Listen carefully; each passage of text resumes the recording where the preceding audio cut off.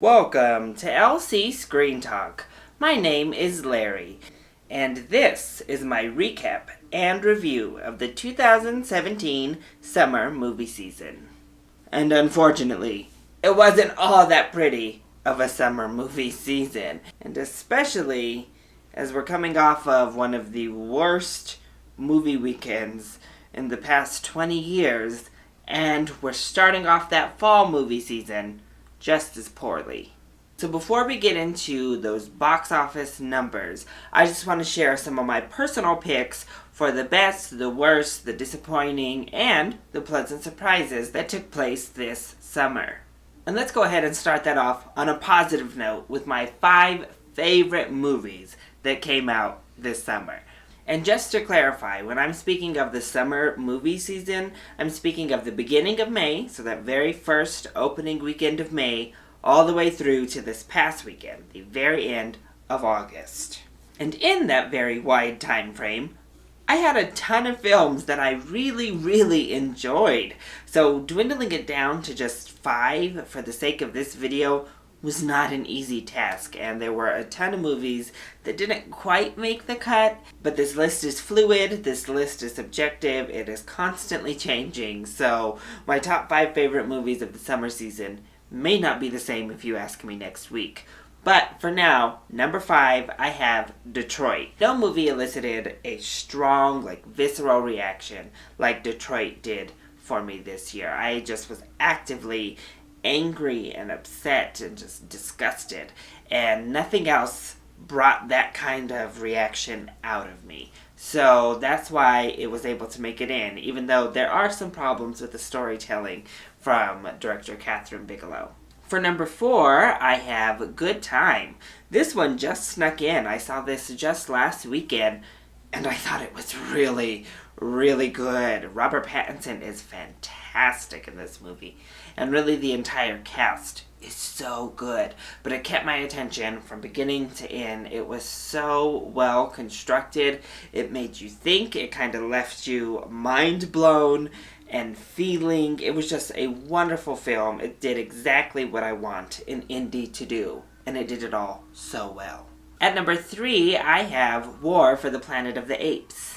A great conclusion to a fantastic trilogy. I really enjoyed all 3 of the Planet of the Apes films that are part of this new trilogy that has taken place, and this one was just an emotional, satisfying conclusion to said trilogy. It brought the drama, the prestige, the intellect of the last 2, and added just enough extra emotional punch to really last and stick with me, and that's why it still is one of my favorite films that I saw over the summer. For number 2, I have Baby Driver. This was a tour de force when it came to video and sound editing. I think everything was just so meticulously and perfectly put together just from an editing standpoint that my mind was blown. Plus, while there are definitely tropes in the storytelling from Edgar Wright here, it's just so stylish and so cool, and it was such a fun time to be had in the movie theater that it had to be in my top 5, and really it's one of my favorite films of the year so far. And number 1 should come really at no surprise if you follow me on any of my social media or here on my channel at all, is Wonder Woman.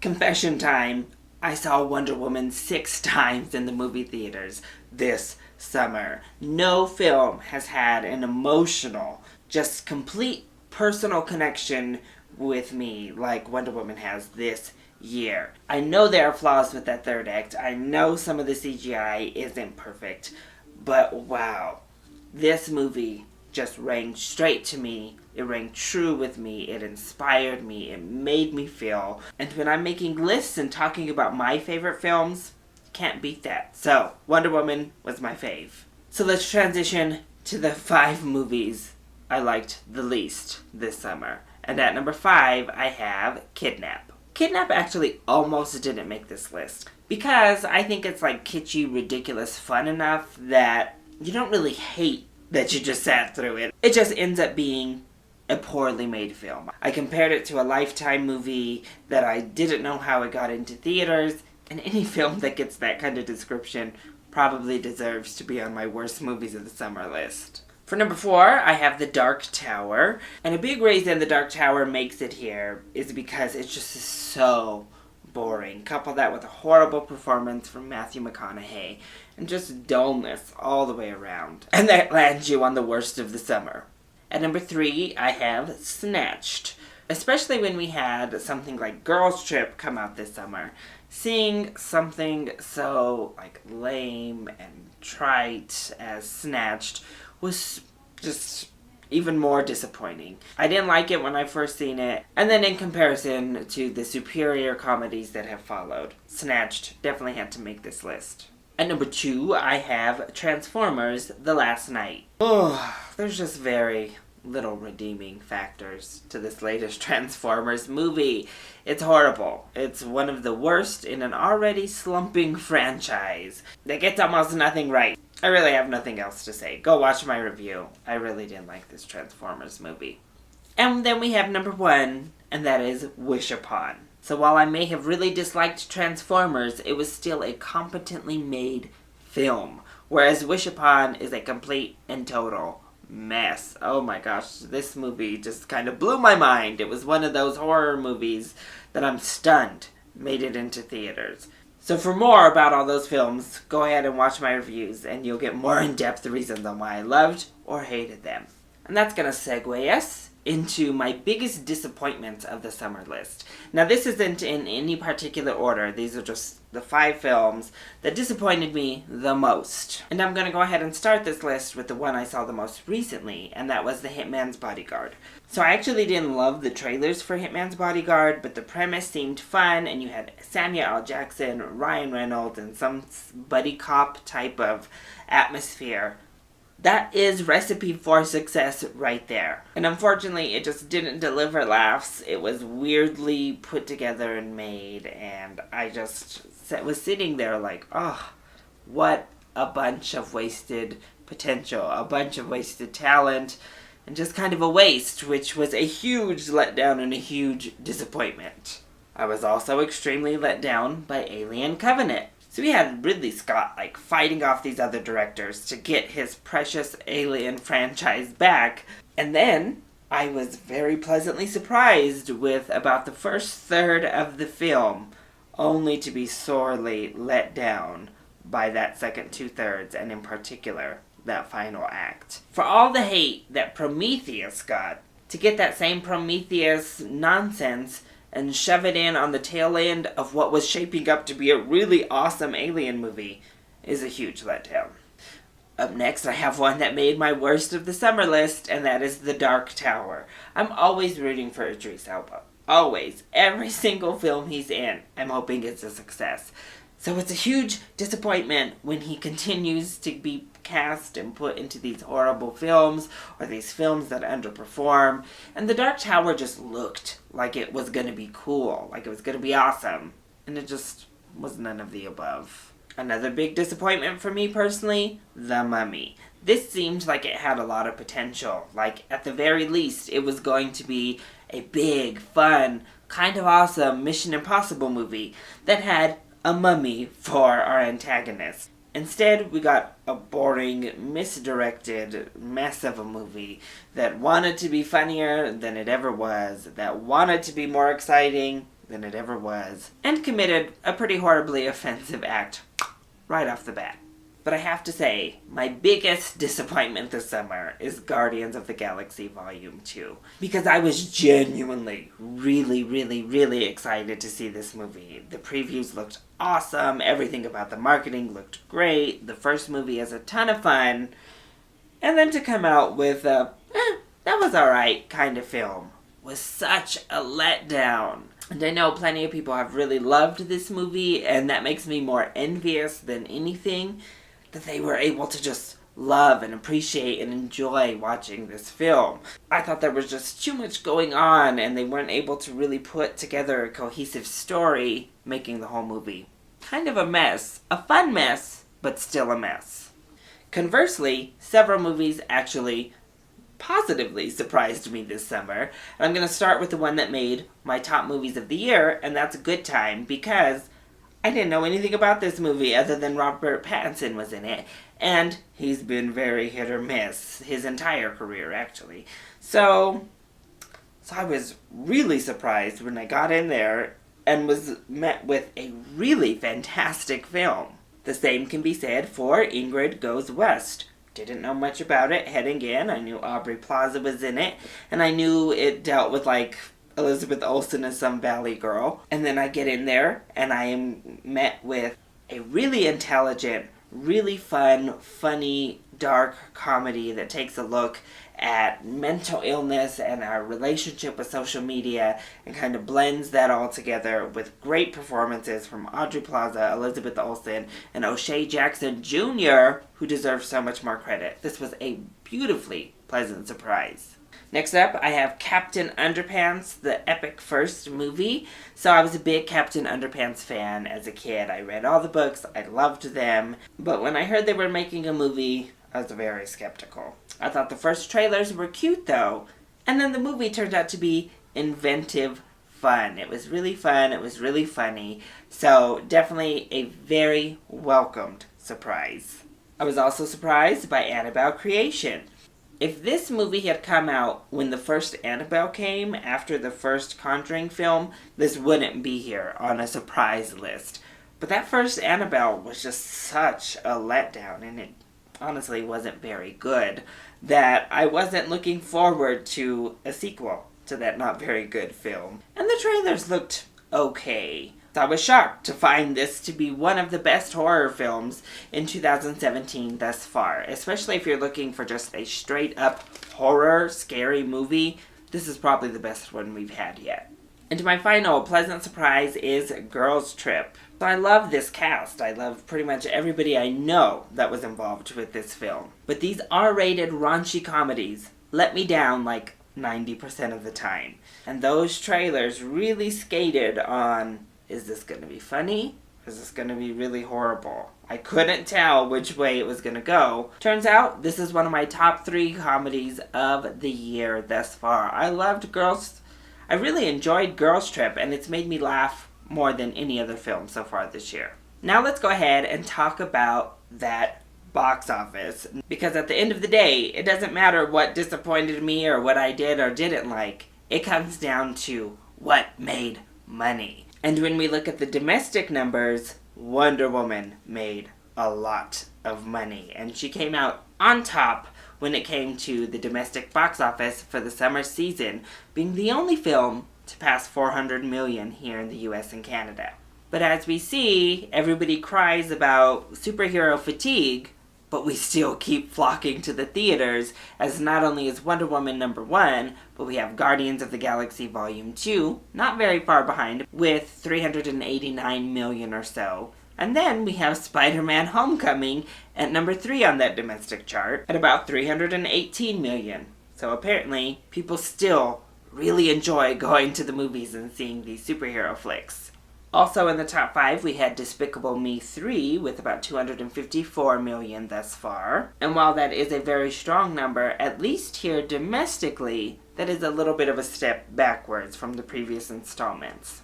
And then Christopher Nolan's Dunkirk is currently sitting in 5th with 172 million to this point. It's worth noting that 4 out of the 5 films here are still playing in theaters, so who knows? Guardians is the only one who has exited and gone on to home platforms.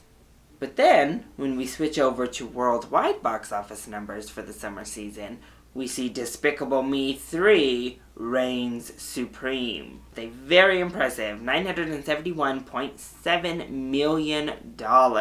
And this one is not done yet worldwide. So it will be very interesting to see if Despicable Me 3 can hold on and join the Minions in the $1 billion club. But Guardians of the Galaxy Volume 2 is also at #2 for the worldwide box office, bringing in approximately $862.8 million, which is a nice bump up from the original Guardians. And then we have Wonder Woman coming in at #3, so she's the domestic champ. Overseas had a little bit more problems, but she still is up to $806 million worldwide. Great number. And then we see the case, along with Despicable Me 3, of the overseas market really lifting a film up. So we have the latest installment of the Pirates of the Caribbean coming in at number 4 with about $790 million. And it's done okay here in the US, but a huge step backward here. But overseas is still strong enough to lift it up to a very respectable number. And then we have the real shocker. Coming in at number 5 at the worldwide box office is Wolf Warrior 2 with approximately $773.6 million worldwide. And the real crazy part, about 90% of that came from the Chinese box office alone. So we have an international film that has broken into the top 5 worldwide box office earners for the summer season. That's nuts, and it's kind of awesome. So I started off this whole video talking about how summer of 2017 has really disappointed, and that is evidenced in the number of flops we've seen this summer. So since there have been so many, I do have a few honorable mentions before I talk about the 5 biggest flops that have taken place, that you might be surprised didn't actually make the list. All the films here on the honorable mentions, as well as clearly on the list, weren't able to make back their money. They weren't able to triple that production budget. And that starts with Transformers: The Last Knight, which is up to $603 million worldwide. However, that is a huge decrease from the over $1 billion that the last film made. Plus, on a massive $217 million budget, you can see where the problem is. Baywatch has trucked along to $177 million worldwide, but it also came in on a $69 million budget, so it's made back about 2.57 times the budget, which I don't think qualifies it necessarily as an outright flop, but still not good. War for the Planet of the Apes also has not performed nearly as well as its predecessors, which I think is a big shame. But it's trucking along still, and it's made it up to $360 million worldwide. But that's on a $150 million budget. So currently, 2.4 times that budget. Not looking great for a franchise of this stature. And that final honorable mention goes to Alien Covenant. So the latest Alien film did leg it to $239 million worldwide, off of a $97 million budget. And it's thanks to that relatively small budget that this is not a bona fide, just pure flop. But still, that is only a 2.39 multiplier from that budget to the overall worldwide gross. And falling under a 2.5 multiplier is not very good. So now we kick off our official list. At number 5, I have The Dark Tower. Since this is a relatively new worldwide release, The Dark Tower does have potential to still make a lot more money and potentially get off this list, maybe even make it off of the flop territory, but for now this is a bona fide flop.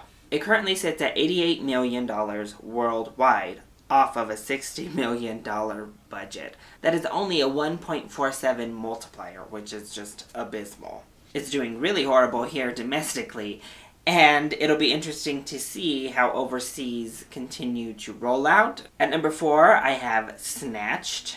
So this comedy made $60 million worldwide off of a $42 million budget. That is only a 1.43 multiplier. And unlike The Dark Tower, it's done. I mean, this is pretty much it for Snatched, and that is horrible for a star-driven comedy such as this, especially since while Amy Schumer does have kind of bad blood with her comedy stand-up routines, she had a really big hit with Trainwreck not that long ago, so it's a huge decline. At number 3, I have Detroit. So to this point, Detroit only has a domestic release. So if it does roll out internationally, maybe it'll be able to recoup its money. But right now, it's fully in the red. It has not even matched its production cost. So currently, Detroit sits at $16.15 million off of a $34 million budget. Meaning it has not even hit half of what it costs to make, which is undeniably horrible. So coming in at a 0.48 multiplier is actually the worst box office to budget ratio. What keeps this from getting up into those top 2 spots, though, or being number 1 with that kind of horrible ratio, is the fact that it did only cost $34 million. So while the studio will definitely be losing money here, they're not going to lose as big as they will with those top 2 that have massive budgets. But for a film that doesn't have a lot of big stars, that doesn't have a lot of big effects, but does have a awards caliber director in Kathryn Bigelow, $34 million is just too much for a film like Detroit. It is a shame because I really enjoyed the film and I wish it would have done better, but that kind of price tag isn't going to work with this kind of small, serious, heavy film. At number 2, I have Valerian. Valerian came with a hefty $177.2 million budget. And while Valerian is based on a graphic novel, like comic book series, it's not a very well-known one. So this was basically like an original out there type of sci-fi. And as we've seen of recent years, they don't tend to bring in all that much money. So giving it a $177 million budget seems kind of insane. And sure enough, currently, Valerian sits at $172.6 million worldwide. So it just opened in China, and it opened well. It didn't have like a crazy, amazing opening by any means, but it did solid business there. But that opening weekend in China indicates it's not going to have the numbers it needs from China to get over and get into the black. Here in the US, it's done particularly horrible. It couldn't even crack $20 million on its opening weekend. It hasn't even cracked $40 million as of the time that all this data was collected. And currently, even with the worldwide total, it's in the negative $4.6 million with a 0.97 multiplier. Not good. And the biggest flop for the summer is King Arthur, Legend of the Sword. This is one I liked a lot more than the masses. I actually really enjoyed King Arthur, but again, it was just too frickin' expensive. It cost $175 million to produce this film. And in the end, it only made $146 million worldwide, marking a $29 deficit from worldwide box office receipts to the cost of production. That makes for a 0.83 multiplier there, which is horrible. So those were the flops. Let's talk about the films that did the best financially. And this one I'm going to do 6 because I think this 6th place also deserves mention, and that is Wonder Woman. So just a couple bullet points with Wonder Woman. We already discussed those massive domestic numbers as well as her very, very strong worldwide numbers. And then her budget came in at $149, which is a nice, reasonable budget for this caliber of superhero film. So that gives us a 5.41 multiplier, made over 5 times its budget back, as well as a really positive $657 million differential from the production cost up to the box office. So then we truck along to number 5 on the list, and that is Baby Driver, which is far and away the most successful Edgar Wright film. Pretty much more successful than all of his other films combined to this point. Possibly by the time you see this video, it should or could have crossed 200 million worldwide. But as of the time of recording, it sits at a very solid $194 million worldwide off of a $34 million budget. That's a $160 million differential and a 5.71 multiplier from production to box office. It broke the century mark and is up to 103 million just here in the US. Another small movie with a small budget that broke out was Girls Trip, which comes in at number 4. So the raunchy R-rated comedy is up to $120 million worldwide off of a $19 million budget. That's a $101 million differential, and it's made over 6.32 times its budget, which is a great multiplier. And so far, it's played super strong here in the US. It's over $108 million. And it's doing a kind of slow rollout, a smaller rollout. But these movies tend, unfortunately, not to do as well overseas. So I don't know how much more legs it has in it. Even if it doesn't make another dime, it's already a big hit. So at number 3, I have 47 Meters Down. So this film was acquired for only $5.5 million. And so far, it's made $43.7 million. And that's from a domestic-only release. As of this point, I don't think it has any plans on going international. And it doesn't need to. It's already earned 8 times its production budget just by releasing here in the States. So this is definitely a case of a moderate hit on paper being a big financial hit for the studio. At number 2, we have a through and through hit, any way you look at it, and that's Despicable Me 3. Illumination continues to be so successful because they can make really good-looking animated films for way cheaper than the competition. Despicable Me 3 only cost $80 million to produce, and it's up to $971 million worldwide. Not many blockbuster-level films have this small of budget, thus turn this kind of profit. So that huge box office number is $891 million above what it costs to make that film, which in turn is a 12.14 multiplier from production cost up to the box office receipts. Undeniable, bona fide hit. And it's not done yet. It very well could reach $1 billion. Just raking in that cash. And the number 1 film of the summer, based on profitability, is Annabelle Creation. A tried and true formula. Create a cheap horror film that scares people, and it will bring you lots of profit. And that has been the case with all of the Conjuring films, and Annabelle Creation is no different. Made for only $15 million, Annabelle has raked in $215 million thus far.